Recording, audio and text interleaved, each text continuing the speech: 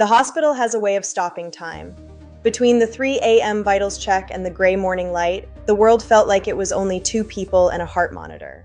We lived a lifetime in those blue hours, just watching him breathe, wondering which breath would be the last. I watched Shay hold on to him like she could keep him here by force of will. She whispered a fear I wasn't ready to face.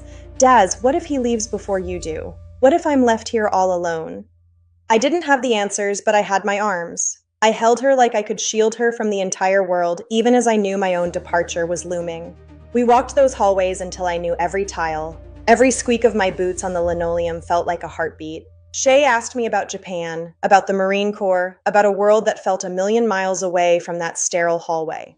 I told her I'd be back before she could even miss me. I was lying to us both.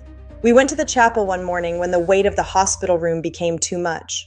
We didn't go to ask for a miracle for her father. We went to ask for the strength to survive each other's absence. I watched her pray and realized that my real mission wasn't across the ocean. It was right here. The notification came while we were drinking cold coffee. I saw the subject line and my stomach dropped. Disapproved. I wasn't just leaving for a tour. I was going for 2.5 years, unaccompanied. I had to tell the woman whose father was dying that I was leaving her too. She didn't scream. She didn't cry out. She just looked out at the rain and whispered, "How much more am I supposed to lose?" She was the one who said it first. She didn't want a ring or a party. She wanted a promise. She said, "Then we do it. We get married. I'm not letting you go to the other side of the world without being your wife." We chose to forge a family in the middle of a storm. We spent his last night just like that, in the silence, in the fear, and in the absolute certainty that we were going to face it together. We were being forged, long before the first shot was ever fired. I promised him then in the dark that I would never let her down. We buried her father exactly 1 month before I was scheduled to ship out. The man who raised her was gone. And in 30 days, her only other anchor was leaving for the other side of the planet. The funeral felt like a rehearsal for my own departure.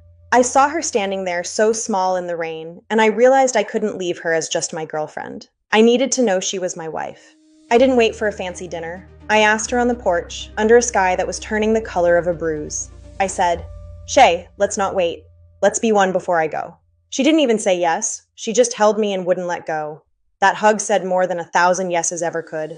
We got married in a rush of love and survival. No big party, just us and a promise that would have to span oceans. Standing there, looking into her eyes, I felt like we could survive anything the Corps threw at us. I was hers, and she was mine. We had 2 months of peace. We played house in an apartment full of boxes, pretending that the world outside didn't exist. We lived a lifetime in those weeks, memorizing the way the light hit the floor and the way the coffee tasted in the morning. The last week was a countdown I couldn't stop. Every piece of gear I packed felt like a brick on my chest. Shay watched me fold my uniforms, her eyes saying everything her lips couldn't. We were running out of time, and we both knew it.